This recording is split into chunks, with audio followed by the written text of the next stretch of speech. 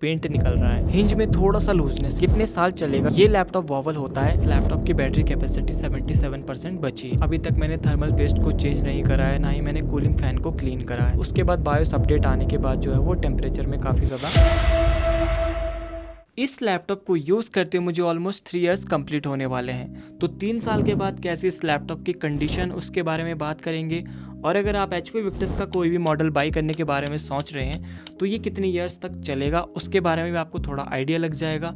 तो पहले मैं आपको बता दूं, ये जो मेरे पास HP विक्टस है ये कौन सा मॉडल है। इसमें आपको देखने को मिलता है Ryzen 5 5600H RTX 3050 और ये HP विक्टस 16 है। और इसमें आपको SSD के लिए और रैम के लिए 2 स्लॉट मिलते हैं अलग अलग। बट अब जो मॉडल आते हैं, जो आपको HP विक्टस 15 मिलते हैं, उसमें आपको सिर्फ एक स्लॉट मिलता है SSD के लिए और रैम के लिए 2 स्लॉट मिलते हैं। और ये जो लैपटॉप है 60 हर्ट्ज के साथ में आता है। अब जो लैपटॉप आते हैं HP विक्टस 16 की बात कर लें तो उसमें आपको 144 हर्ट्ज मिलता है, 60 हर्ट्ज का ऑप्शन नहीं मिलता है। इसमें 8 GB की रैम मिलती है, 512 GB SSD है।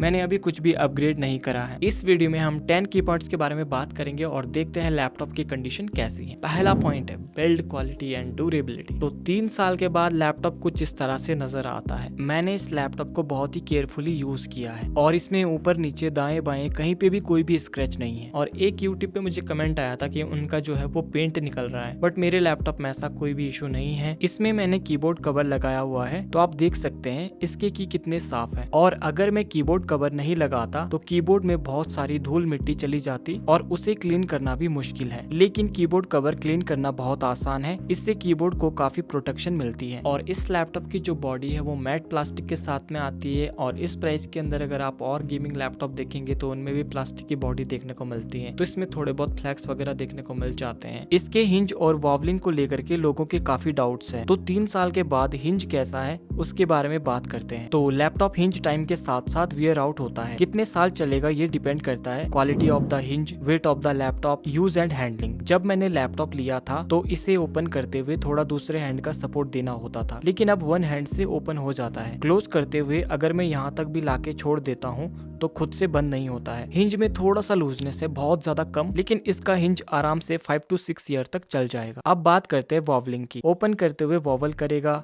लैपटॉप को दाएं बाएं आगे पीछे खिसकाएंगे तो वॉवल होगा। लिड को एडजस्ट करते हुए फैन बहुत क्लोज हुआ तो वॉवल करेगा। बाकी टेबल के ऊपर रख के कैसी भी टाइपिंग कर लो वॉवल नहीं होता है। ये लैपटॉप वॉवल होता है, उससे मुझे आज तक रद्दी भर भी फर्क नहीं पड़ता है। लेकिन अब जो नए मॉडल आते हैं उनमें तो हिंज को काफी ज्यादा इम्प्रूव किया गया है। अब बात करते हैं परफॉर्मेंस की। तो इलेक्ट्रॉनिक्स डिवाइस की परफॉर्मेंस टाइम के साथ साथ स्लो होती जाती है, बट ये जो प्रोसेस है बहुत ज्यादा स्लो होता है। तो अगर मैं आज के टाइम की बात करूँ तो इसमें मल्टीटास्किंग वगैरह अच्छे से हो जाती है। डे टू डे टास्क जो भी मैं करता हूँ, मेन जो मेरा रीजन इस लैपटॉप को बाई करने का वो था एडिटिंग। तो मैं इसमें दाविंची रिजॉल्व का यूज करता हूँ, तो मेरा जो काम है इसमें आराम से हो जाता है। दाविंची रिजॉल्व कभी कभी 16 GB की मांग करता है, क्योंकि मैं इसमें 8 GB यूज कर रहा हूँ। तो अगर मैं कभी ज्यादा इफेक्ट वगैरह यूज कर लेता हूँ, ज्यादा लेयर वगैरह की एडिटिंग कर देता हूँ, तो वहाँ पे थोड़ा सा स्लो डाउन देखने को मिलता है। बट वैसे मुझे कोई और ज्यादा प्रॉब्लम नहीं आती है। तो उसके बारे में फ्यूचर में सोच रहा हूँ अपग्रेड करने का, कि 8 GB और अपग्रेड कर लूँ। बाकी कोई ऐसा मेजर नोटिसेबल स्लो डाउन मुझे इस लैपटॉप में देखने को नहीं मिला है। अब बात करते हैं बैटरी लाइफ की। तो बैटरी लाइफ टाइम के साथ साथ डिग्रेड होनी ही है।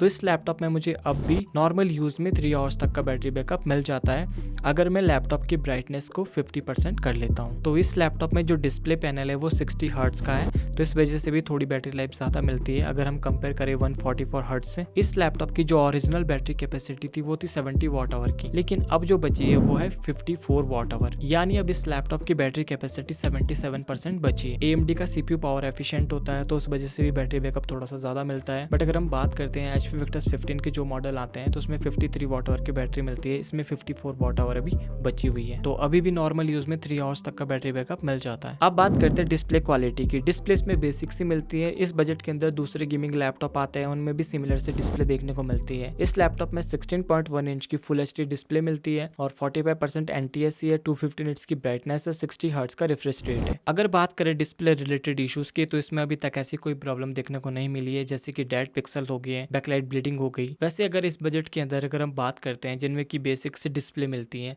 तो बैकलाइट ब्लीडिंग थोड़ी बहुत सारे लैपटॉप में देखने को मिलती है, बट बहुत ज्यादा नहीं होनी चाहिए। लेकिन नॉर्मल जो है वो सारे लैपटॉप में देखने को मिलती है। अगर आपके पास ओएलईडी पैनल है तो उसमें नहीं होती है, लेकिन एलईडी पैनल की अगर हम बात करें तो जितना आप बजट को इंक्रीज करते जाएंगे, जितनी प्रीमियम क्वालिटी की तरफ जाएंगे, उतनी आपको कम देखने को मिलेगी। लेकिन इस बजट में सभी में थोड़ी बहुत देखने को मिलती है, वो भी तब नोटिस होती है अगर आप ब्राइटनेस को फुल कर दें, लाइट को ऑफ कर दें और आप बिल्कुल स्क्रीन पे एक डार्क वॉलपेपर को लगाएं, तो वहां पे आपको थोड़ी थोड़ी नोटिस होगी। तो ऐसा कोई अभी तक डिस्प्ले रिलेटेड मेजर इश्यू इसमें देखने को नहीं मिला है। अब बात करते हैं कीबोर्ड एंड ट्रैक पैड की। तो कीबोर्ड में टाइपिंग एक्सपीरियंस अभी भी काफी बढ़िया मिलता है, और कीबोर्ड रिस्पॉन्सिवनेस की बात करें तो बढ़िया से सारे की रिस्पॉन्स करते हैं। कोई भी किसी की में वैसी मेजर प्रॉब्लम नहीं है, ना ही कोई की उखड़ा हुआ है। सारे की जो है वो प्रॉपर देखने को मिलते हैं, और ना ही कभी ऐसा होता कि कोई की जो है वर्क नहीं कर रहा है प्रॉपरली। सारे की जो अच्छी तरह से वर्क कर रहे हैं, और प्रॉपर जो है वो टाइपिंग एक्सपीरियंस बिल्कुल बढ़िया मिलता है। ट्रैक पैड की बात करें तो इसके रिस्पॉन्सिवनेस में भी कोई कमी नहीं आई। अब बात करते हैं cooling system and noise level की। तो 3 इयर्स कंप्लीट होने वाले हैं, अभी तक मैंने थर्मल पेस्ट को चेंज नहीं करा है, ना ही मैंने कूलिंग फैन को क्लीन करा है। तो टेम्परेचर को चेक करने के लिए मैंने दाविंची रिजॉल्व में एक वीडियो को एडिट किया हुआ है, उसे एक्सपोर्ट कर लेते हैं और देखते हैं कि टेम्परेचर मैक्सिमम कितना जाता है। तो लैपटॉप को मैंने डाल दिया परफॉर्मेंस मोड पे, और फैन की स्पीड जो है वो ऑटो पे। तो हमारी जो वीडियो है एक्सपोर्ट होना स्टार्ट हो गई है, और ऑटो पे मैंने फैन की स्पीड को रखा है। तो अभी सीपीयू टेम्परेचर है 80 और जीपीयू टेम्परेचर है 53। ऑटो पे आपको थोड़ी इस तरह की नॉइज देखने को मिलेगी।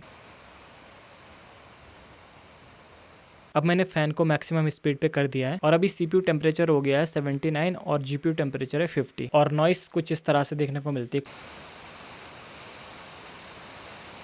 तो अगर आप फुल स्पीड पे फैन को रखेंगे तो नॉइस जो है वो नोटिस होती है। लेकिन ये जो टेम्परेचर डिफरेंस है डिपेंड करता है आपके रूम टेम्परेचर के ऊपर भी। लेकिन यहाँ पे जो रूम टेम्परेचर है वो थोड़ा सा कम है, 17 डिग्री है, तो आप अपने अकॉर्डिंग आइडिया लगा लेना। लेकिन एक बार मैंने पहले भी थर्मल सिस्टम को चेक किया था, तो उस टाइम जो है 95 या 100 तक टच करता था। उसके बाद बायोस अपडेट आने के बाद जो है वो टेम्परेचर में काफी ज्यादा डिक्रीज देखने को मिला। तब उसके बाद जो है 90 के ऊपर टेम्परेचर जाता नहीं था, यानी सीपीयू टेम्परेचर जो है वो आप मैक्सिमम 90 डिग्री तक मान के चल सकते हैं। अब बात करते हैं सॉफ्टवेयर अपडेट एंड सपोर्ट की। तो इस लैपटॉप में जो है वो 3 बार जो है बायोस के अपडेट भी आ चुके हैं, तो थर्मल्स में थोड़ा बहुत चेंजेस देखने को मिला था। इस लैपटॉप में मुझे ड्राइवर कंपेटिबिलिटी का थोड़ा इशू आया था, मतलब वाईफाई ऑटोमेटिकली डिस्कनेक्ट हो जाता था, तो मुझे लैपटॉप को रिस्टार्ट करना पड़ता था दोबारा से, तब जाके वो आपस से कनेक्ट करता था। तो 15-20 मिनट बाद, आधे घंटे बाद दोबारा से वो डिस्कनेक्ट हो जाता था।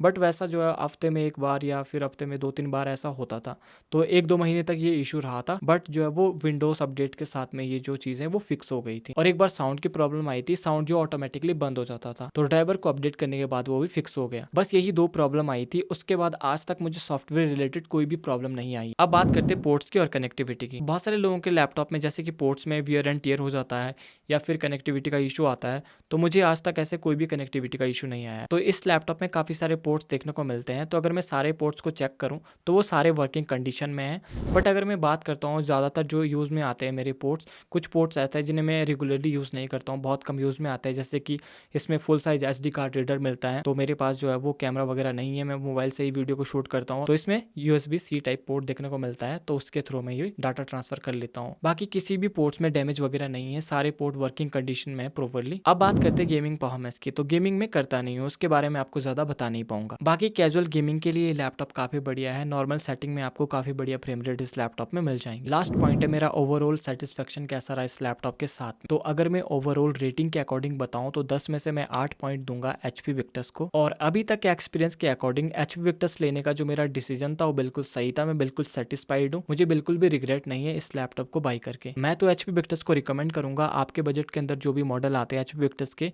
आप उन्हें बिल्कुल बाई कर सकते हैं। लेकिन जो एक्सपीरियंस मेरा रहा इस लैपटॉप के साथ में, जरूरी नहीं कि सबका ऐसा ही रहा होगा, किसी का खराब रहा होगा, किसी का बहुत ज्यादा खराब रहा होगा। तो अगर आप में से किसी के पास HP विक्टस है तो आप अपना एक्सपीरियंस बताइए, और आपका क्या ख्याल है इस लैपटॉप के बारे में कमेंट करके जरूर बताना। और अगर आपको किसी भी बजट के अंदर कोई भी कैटेगरी का लैपटॉप बाई करना है तो आपको प्राइस के साथ लिंक डिस्क्रिप्शन में मिल जाएगी, आप चेकआउट कर लेना। अगर आप बाई करेंगे तो प्लीज हमारे लिंक के थ्रू बाई करना, उससे हमारी भी थोड़ी हेल्प हो जाएगी। वीडियो को लाइक करके चैनल को सब्सक्राइब जरूर कर लेना। मिलता हूँ ऐसे किसी नई वीडियो में, तब तक के लिए बाय।